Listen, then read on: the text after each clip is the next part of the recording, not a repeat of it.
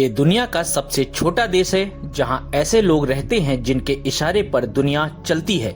Roman Catholic ईसाई धर्म के सारे बड़े धर्माचार्य यहीं रहते हैं। पोप यहाँ के शासक हैं, लेकिन इस देश की कुछ ऐसी बातें हैं जो हैरान कर देने वाली है। जैसे एक बात तो यही है कि यहाँ कभी भी कोई बच्चा पैदा नहीं होता। ये देश 11 फरवरी 1929 को बना था और 95 साल का हो चुका है। इतने लंबे समय में यहाँ कोई भी बच्चा अभी तक पैदा नहीं हुआ है। सबसे पहले तो हम आपको इस देश का नाम बता देते हैं। इस देश का नाम वेटिकन सिटी है। ये दुनिया का सबसे छोटा देश भी है। इस देश को जब बनाया गया तो स्पष्ट था कि ये देश केवल रोमन कैथोलिक ईसाइयों के लिए काम करेगा। दरअसल आप ये भी कह सकते हैं कि पूरी दुनिया में जितने कैथोलिक चर्च हैं और कैथोलिक ईसाई हैं, उन सभी के तार यहीं से बंधे हुए हैं। दुनिया भर के कैथोलिक चर्च और उनके पादरियों और बड़े धर्माचार्यों को यहीं से नियंत्रित किया जाता है।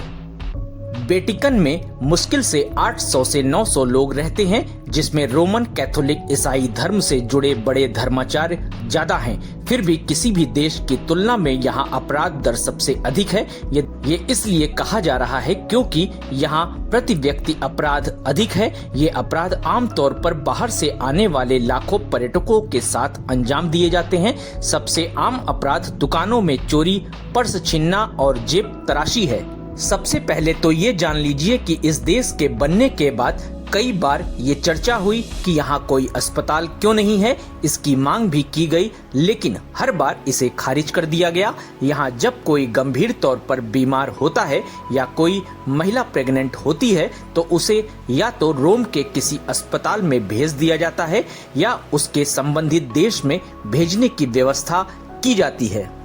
वेटिकन सिटी में अस्पताल न खोलने का निर्णय संभवतः इसके छोटे आकार और आसपास के क्षेत्र में गुणवत्तापूर्ण चिकित्सा सुविधाओं की निकटता के कारण लिया गया है।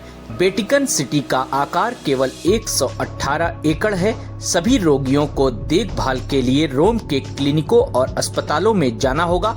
चूंकि यहाँ कोई प्रसव कक्ष भी नहीं है, लिहाजा यहाँ कोई भी बच्चा जन्म नहीं ले सकता है।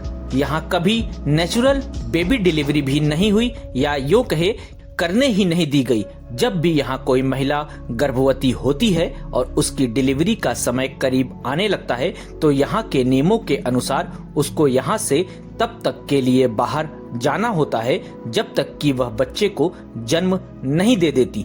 ये एक ऐसा नियम है जिसका पालन बहुत कड़ाई के साथ होता है। तो आप समझ सकते हैं कि क्यों 95 सालों में कभी वेटिकन सिटी में कोई बच्चा नहीं हुआ और न ही कभी भविष्य में होगा। इसकी एक कानूनी वजह भी है। वेटिकन सिटी में कभी भी किसी को स्थायी नागरिकता नहीं मिली है। जितने भी लोग यहाँ पर रहते हैं वो अपने कार्यकाल तक ही यहाँ रहते हैं, तब तक के लिए उन्हें अस्थायी नागरिकता मिलती है। इस वजह से भी यहाँ किसी पैदाइश नहीं होती जिससे भविष्य में स्थायी नागरिकता को लेकर कोई दावा कर सके।